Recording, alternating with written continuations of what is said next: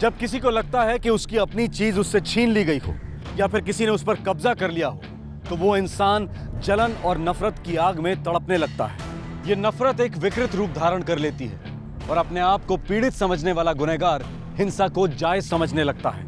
ये नफरत जुर्म की दस्तक है और इस दस्तक को नजरअंदाज करना घातक साबित हो सकता है। 24 जनवरी 2011, उत्तर प्रदेश।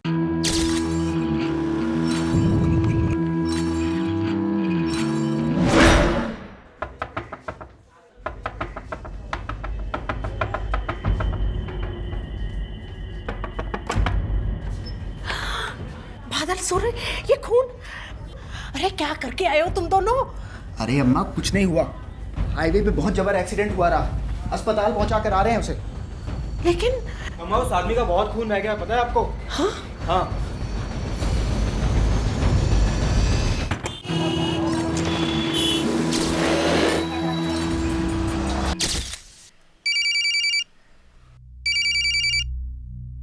ये किसका नंबर है? हेलो हेलो, हाँ दर्शन बोल रहे हैं? आप कौन? हाँ, हम एग्जाम डिपार्टमेंट से बीजी चौधरी बोल रहे हैं। Sir 1 minute. दर्शन तुम्हारा फोन है, जल्दी आ। आ रहे हो दीदी, होल्ड करने बोलिए। सर 1 सेकंड, दर्शन आ रहा है। दर्शन, हाँ सुन, बिजली का बिल भरना मत भूलना। नहीं बोलूंगा। हेलो। हाँ, हम एग्जाम डिपार्टमेंट से बीजी चौधरी बोल रहे हैं। हाँ सर, गुड इवनिंग।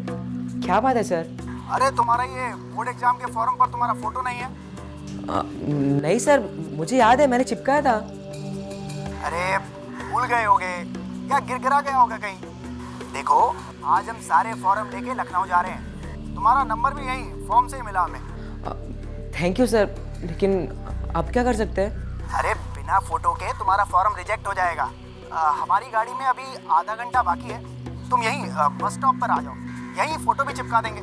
अच्छा ठीक है सर, मैं अभी निकलता हूँ, लेकिन आप कहाँ पर हैं? ये जो आलमबाग बस स्टैंड के सामने जो लेटर बॉक्स है ना, वहीं पर है हम। और सुनो, देर मत करना। अच्छा ठीक है सर, मैं अभी निकलता हूँ।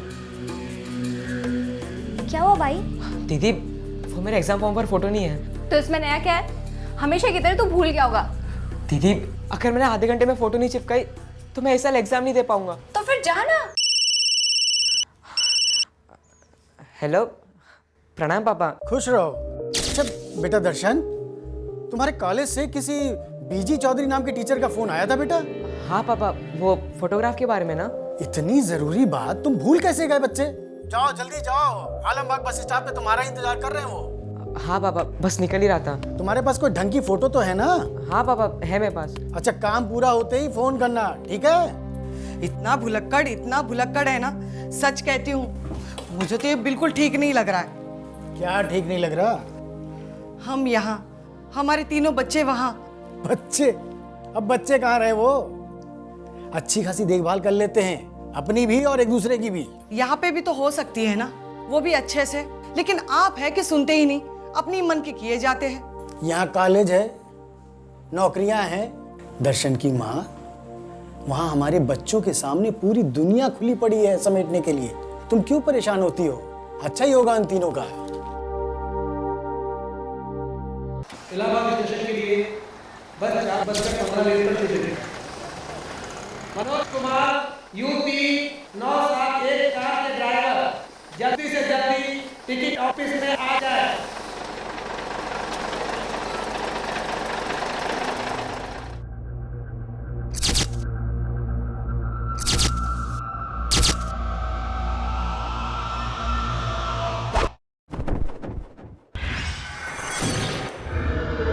उस रात दर्शन घर लौटा ही नहीं।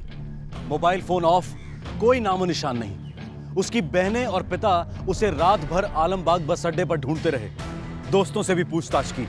हर मुमकिन कोशिश के बाद हताश हालत में तीनों तालकटोरा पुलिस स्टेशन पहुंचे। कोई बीजी चौधरी नाम के टीचर थे, उन्होंने ही फोन किया था।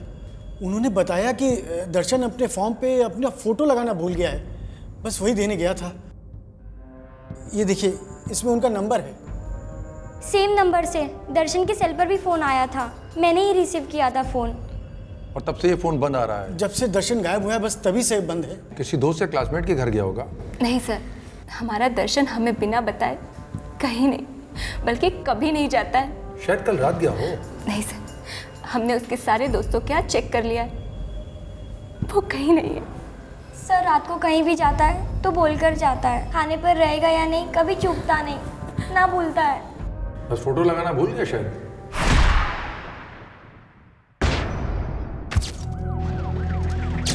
पुलिस उसी वक्त दर्शन के स्कूल पहुंची।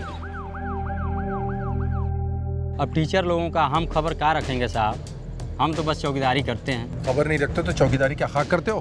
प्रिंसिपल का नंबर दो। साहब मेरे पास नंबर नहीं है। किसी के पास तो है। साहब दफ्तर में सभी के पास नंबर है, लेकिन मैं उन सभी को नहीं जानता। ठीक है, दफ्तर खुलवाओ और चाबी नहीं तो ताला तोड़ दो। नहीं साहब, चाबी है ना मेरे पास, लेकिन अंदर कोई नहीं है। चलो।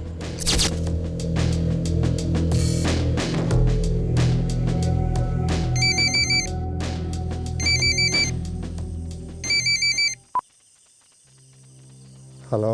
हेलो प्रिंसिपल साहब। हाँ, मैं सिंह बोल रहा हूँ। आप कौन? पुलिस। बात क्या है? कुछ हुआ है क्या? आपसे एक अर्जेंट बात करनी है, फौरन मिलिए। देखिए, सबसे पहली बात, बिना फोटोग्राफ के फॉर्म पैक होता ही नहीं है, 2-2 बार चेकिंग होती है। जैसा बीजी चौधरी टीचर ने कहा, पैक होने के बाद भी तो फोटो गिर सकता है। वो कह रहे थे कि फॉर्म उनके हाथ में थे। बिल्कुल गलत बात है। पिछले हफ्ते ही सारे फॉर्म्स यूपी बोर्ड के ऑफिस को डिस्पैच हो गए। और दूसरी बात, स्कूल के एग्जामिनेशन डिपार्टमेंट में बीजी चौधरी नाम का कोई एम्प्लॉय है कि नहीं? अगर फॉर्म को लेकर कोई प्रॉब्लम है तो सबसे पहले मुझे ही तो कांटेक्ट किया जाता है। मैं दावे के साथ कह सकता हूं, या तो ये कोई बचकाना या भद्दा मजाक है, या तो फिर समथिंग इज रियली सीरियस। नहीं, मेरी भला किसी से क्या दुश्मनी हो सकती है? मैं तो खुद गांव के स्कूल का एक मामूली सा प्राध्यापक हूं। कभी किसी का बुरा नहीं किया तो मेरे बेटे के साथ कुछ गलत कैसे हो सकता है? नहीं, मैं नहीं मानता। रणबीर जी, फिर वही हुआ होगा जो प्रिंसिपल साहब कह रहे थे। दर्शन के दोस्त ने मजाक किया है कोई, और फिर गायब कर दिया दर्शन को बस स्टैंड से।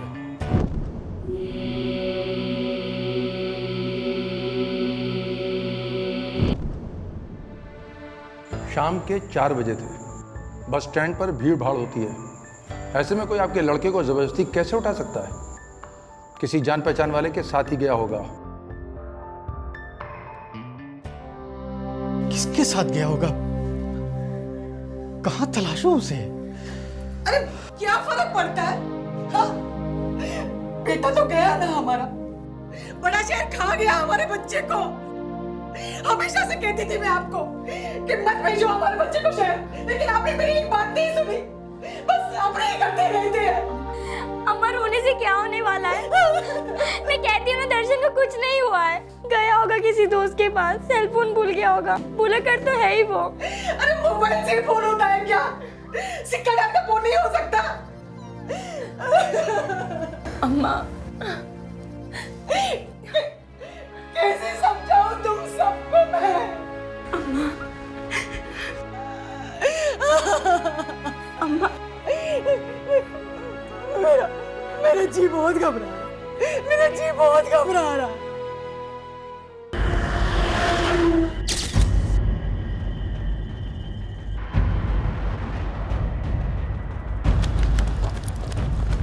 अगले दिन कानपुर रोड पर आसपास के लोगों को एक सर कटी लाश मिली। उन्होंने तुरंत पुलिस को इस बात की खबर दी।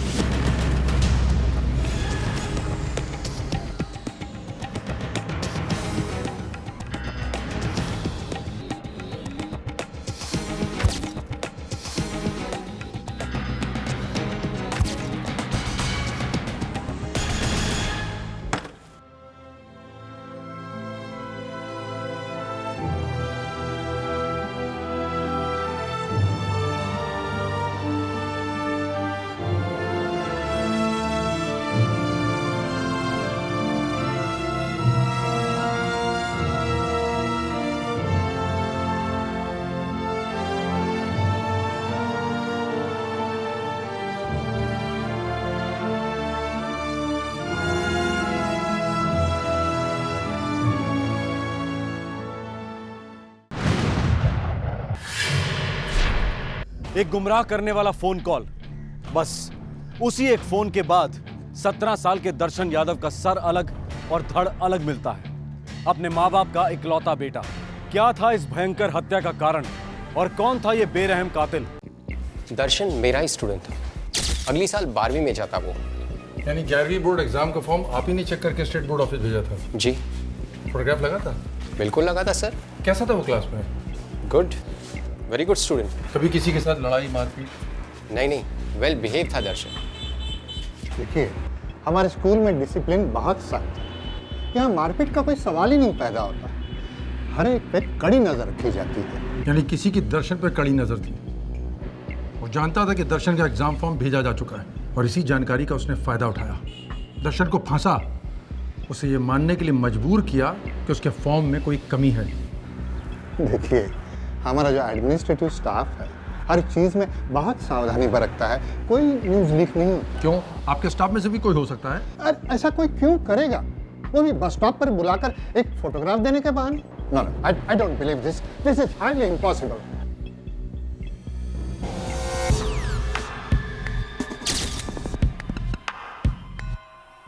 उसे फोन करके यहाँ धोखे से बुलाया गया होगा और फिर उसे यहाँ से कहीं और ले जाया गया होगा सर। और फिर काट करके सड़क के किनारे फेंक दिया। आधा घंटा। बस स्टेशन मर्डर लोकेशन से आधे घंटे की दूरी पर है। अगर दर्शन यहाँ तक आने तक जिंदा था, मतलब वो कातिल को पहचानता था सर। या हो सकता है उस पहचान वाले ने किसी गैर से पहले दर्शन को फोन करवाया, फिर रणवीर को। मतलब बाप बेटे दोनों को गुमराह किया। 07620988678 इसी नंबर से दर्शन और उसके पिता को कॉल किया गया।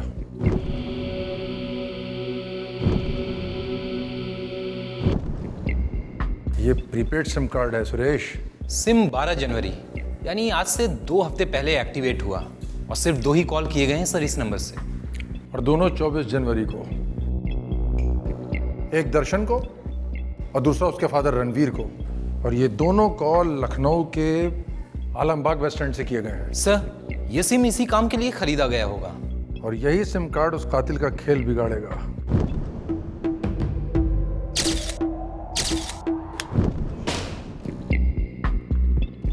सर, ये SIM card Jagdamba tele service से खरीदा गया है।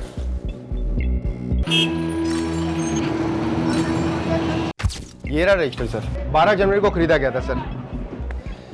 सारी डिटेल्स रखता हूँ मैं सर अपने पास। इसका फॉर्म? जी सर, 1 मिनट।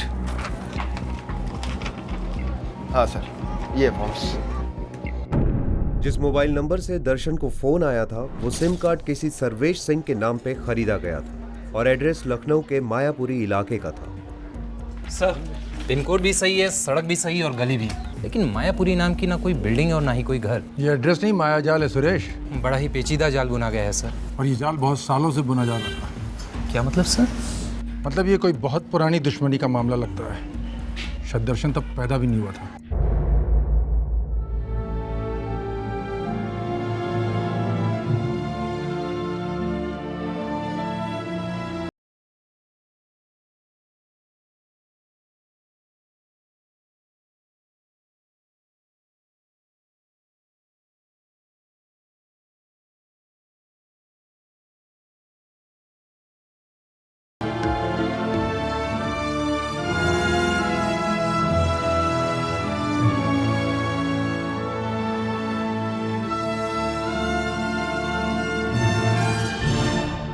सॉरी सर, हम वॉइस और बाकी की डिटेल सिर्फ तभी रिकॉर्ड करते हैं जब हमें कोई खास सर्विलेंस ऑर्डर मिले, अदरवाइज नहीं। आपकी मोबाइल कंपनी का सिम कार्ड एक झूठे एड्रेस के बलबूते पर खरीदा गया, कोई वेरिफिकेशन नहीं हुई।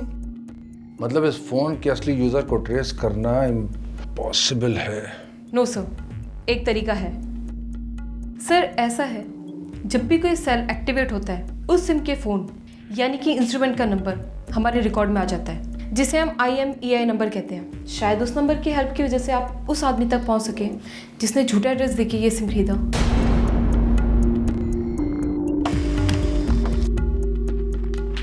लीजिए सर, उस फ़ोन का IMEI नंबर। पीछा कर सकते हैं इस फोन का?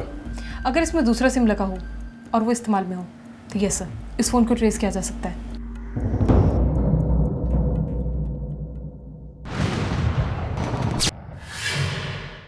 मॉडर्न टेक्नोलॉजी दो धारी तलवार है। एक तरफ जुर्म की दुनिया के लिए वरदान साबित हुई है, तो दूसरी ही तरफ कानून के रखवालों के लिए रामबाण भी साबित हुई है। अब इस केस में देखिए, गुनहगारों ने गलत तरीके से सिम कार्ड हासिल करके पहली बाजी तो मार ली, लेकिन टेक्नोलॉजी उनसे 2 कदम आगे थी।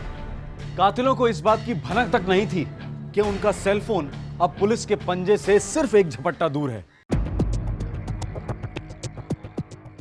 पुलिस ने उस IMEI नंबर के सेलफोन को ट्रेस किया। खुशकिस्मती से वो फोन एक्टिव था। कसम से हमें कुछ नहीं पता प्रेरणा, कभी भी कुछ भी हो सकता है, कॉलेज छूट सकता है हमारा। चुप, ऐसी फालतू बातें मत करो प्लीज। तुमने 2 साल कंप्लीट किए हैं, बाकी भी कर लोगे। फीस आसमान से टपकेगी क्या? नहीं, तुम्हारे पसीने से टपकेगी। पार्ट टाइम नौकरी कर लो, कॉल सेंटर ज्वाइन कर लो। मैंने वो सब सोच लिया है प्रेरणा, किसी भी सूरत में पूरी फीस के पैसे जमा नहीं हो सकते। किसी से लोन ले सकते हो बाकी के पैसे। मतलब भीख मांगो? मैंने ऐसा तो नहीं कहा। पर मतलब तो वही है ना, हाथ फैलाऊं, सस्ता हो जाऊं? नहीं प्रेरणा, वो हमसे नहीं होगा। हम लोगों की पोजीशन ही कुछ और थी, पता है? वो साली जमीन नहीं चली गई होती तो ये दिन नहीं देखना पड़ता हमें। कम ऑन यार, बार बार उस जमीन के बारे में बात करने से असलियत चेंज तो नहीं होगी ना? क्यों नहीं बदल सकती? सवाल एक कागज के टुकड़े का है। आज उस मनोज के नाम पर है, कल हमारे नाम पर हो सकती है। नंबर ले लो। जिस आदमी का फोन हमने सर्विलेंस पे डाला था वो किसी प्रेरणा से बात कर रहा था। आप किसी प्रेरणा को जानते हैं? नहीं। उन दोनों की बातचीत में एक मनोज का जिक्र हुआ। किसी मनोज को जानते हैं आप? मनोज हमारे चचेरे भाई का नाम है। हाँ, हमारे सगे छोटे भाई का बेटा है मनोज यादव। अभी उसके नाम कोई जमीन का ट्रांजैक्शन हुआ है? हाल फिलहाल में उसे कोई जमीन मिली है? हाँ मिली है, हम ही ने दी है। क्यों? दरअसल गांव में हमारी एक पुश्तैनी जायदाद थी जिसका एक छोटा सा हिस्सा मनोज को मिलना था, सो दे दिया उसे। कौन सा गांव? कहाँ है ये जमीन? Madhavganj, district Hardoi. Sir, number trace हो गया है 8760589688।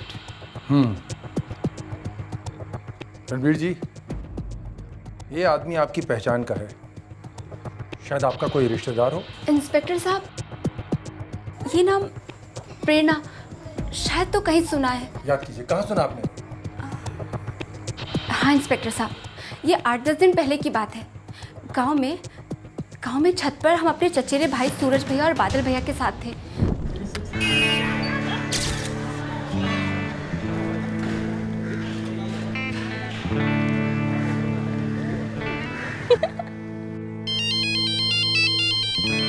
प्रेरणा? कौन है ये प्रेरणा? गर्लफ्रेंड? क्या दीदी आप? अरे गर्लफ्रेंड नहीं है हमारी, क्लासमेट है। हाँ प्रेरणा, हाँ हम तुम्हें 10 मिनट बाद फ़ोन करते हैं। Okay bye. अरे भैया, फोन क्यों काट दिया? तेल टूट जाएगा ना बेचारी का। बात कीजिए ना OF से। अरे ओनली फ्रेंड, GF नहीं। अच्छा, बहुत मजा आ रहा है तुम्हें? चाल चलो चाल। बादल हमारे बड़े भाई साहब का लड़का है। रणवीर जी, इस नंबर पे कॉल कीजिए, सब कुछ क्लियर हो जाएगा। 8760589688।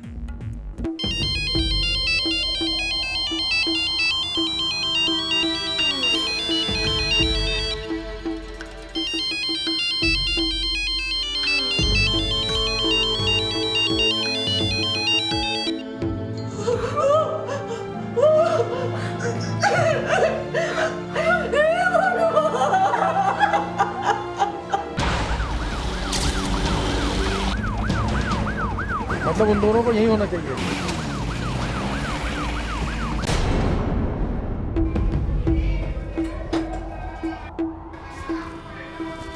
सब खत्म हो गया। बादल और सूरज कहाँ हैं? वो तो ऊपर है। चलो। बात क्या है? अरे कुछ बताइए तो। अरे हुआ क्या है? रुक, पकड़ उसको, पकड़ो। चल चल, पकड़, साला। चल। अरे अरे क्या बात क्या हो रहा है? आपके बेटे को गिरफ्तार करने आए हैं। काहे? काहे? बताओ कौन सा पुण्य का कार्य किया तुमने? बोल।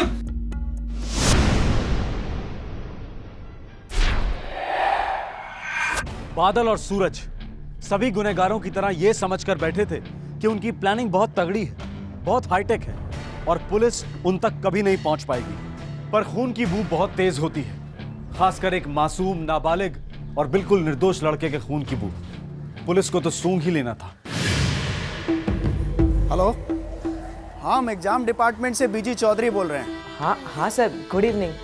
क्या बात है सर? अरे ये बोर्ड एग्जाम के फॉर्म पर तुम्हारा फोटो नहीं लगा? नहीं सर, मुझे याद है, मैंने चिपकाया था। अरे भूल गए होगे या गिरगिरा गया होगा कहीं। ऐसा करो, हमारी गाड़ी में अभी आधा घंटा बाकी है, तुम यहीं बस स्टॉप पर आ जाओ, यहीं फोटो भी चिपका देंगे। अच्छा ठीक है सर, मैं अभी निकलता हूँ। लेकिन आप कहाँ पर हैं? ये जो आलमबाग बस स्टैंड के सामने जो लेटर बॉक्स है ना, बस वहीं पर हैं हम। अच्छा ठीक है सर, मैं अभी निकलता हूँ। अब रणवीर चाचा को फोन लगाते हैं। परफेक्ट भैया, कभी किसी को शक नहीं होगा। हमने वो सिम झूठा एड्रेस देके हासिल किया, सिर्फ इसी काम के लिए। इलाहाबाद स्टेशन के लिए बस 4:15 पर छूटेगी।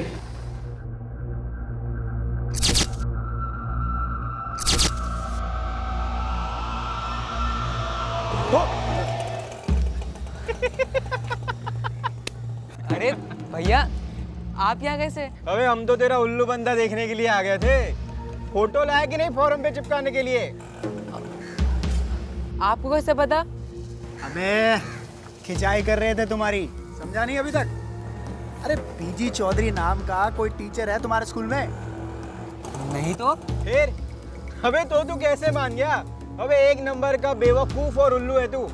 ऐसे चुटकी बजाकर हमने तेरे को उल्लू बनाया। थैंक गॉड भैया। पता है मैं कितना डर गया था, क्योंकि मैंने तो फॉर्म पे फोटो लगाया था। अरे फोटो तो तुम्हारी ये वाली लगानी चाहिए थी, एकदम डरी डरी सहमी हुई, है ना? चलो थोड़ा रिलैक्स हो छोटे, थोड़ा स्माइल वाइल कर। चलो तुम्हें खुली हवा में सैर करा के लेके आते हैं, अपने आप स्माइल आ जाएगी। चलो भैया, लेकिन कहाँ पर, कहाँ जा रहे हैं हम लोग? अरे बाइक है ना अपने पास, आज तुम्हें जन्नत की सैर कराते हैं, समझे? चलो। अरे चल भैया, अरे चल ना।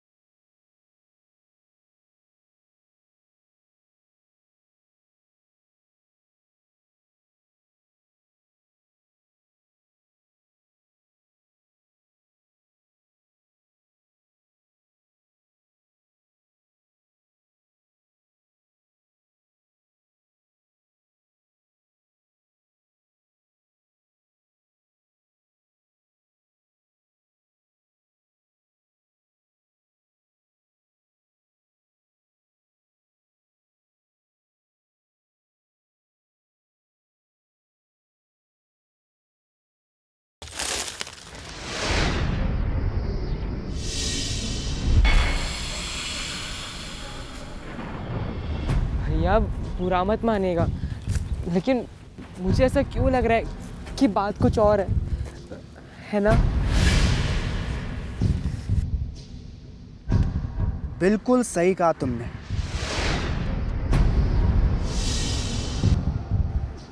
पर तुम्हारा इससे कोई लेना देना नहीं, बस इतना समझ कि आज तुम बकरे बने।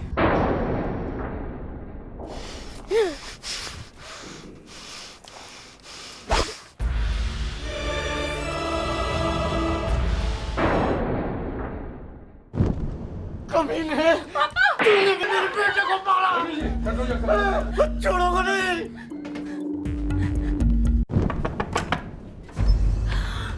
बादल सूर्य, ये खून, अरे क्या करके आए हो तुम दोनों? अरे अम्मा कुछ नहीं हुआ, हाईवे पे बहुत जबर एक्सीडेंट हुआ रहा, अस्पताल पहुंचा कर आ रहे हैं उसे। बता, दर्शन के सर के साथ क्या किया तुम लोगों ने? बता। बहा दिया गंगा मैया में, ताकि बॉडी को कोई पहचान ना पाए।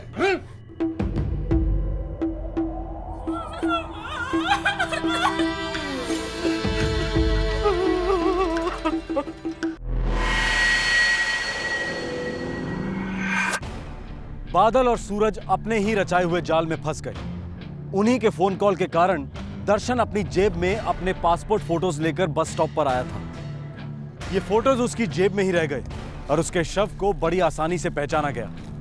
दर्शन को पता ही नहीं था कि उसके भाई उसके गिरेबान को काटने पर तुले हैं। उसे उनकी नफरत के बारे में भनक तक नहीं थी, पर जब भनक लगी, जुर्म की दस्तक सुनी, तब तक बहुत देर हो चुकी थी। भैया बुरा मत मानेगा, लेकिन मुझे ऐसा क्यों लग रहा है कि बात कुछ और है ना? रणवीर चाचा ने पुश्तैनी जमीन का हिस्सा दूसरे चाचा के बेटे मनोज के नाम कर दिया। हमें कुछ नहीं मिला। हमारी हालत खस्ता थी, लेकिन किसी को इस बात की फिक्र नहीं थी। अरे वो जमीन हमें मिलती तो हमें ज्यादा फायदा होता। पुश्तैनी जमीन थी, वो किसी एक की जागीर नहीं थी। अपनी इंजीनियरिंग के लिए हमने आपसे पैसा उधार लिया और आप हर मौके पर हमसे पैसा वापस मांगते। अरे बिना नौकरी के कहां से पैसा वापस लौटाते? ऊपर से सूरज की पढ़ाई भी रुकी हुई थी। एक 17 साल के लड़के का सर काट के तुम्हें क्या मिला? मिलता, अगर पकड़े ना जाते तो जरूर मिलता। क्या मिलता? इनकी सारी जमीन, जो दर्शन के मरने के बाद सिर्फ हमारी हो सकती थी।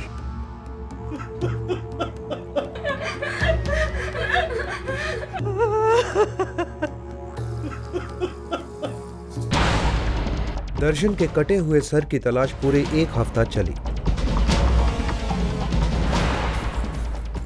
पर गंगा मैया की मर्जी कुछ और ही थी। दर्शन के सर को उसने अपने अंदर ही कहीं छुपा लिया था। वो पुलिस के हाथ लगा ही नहीं।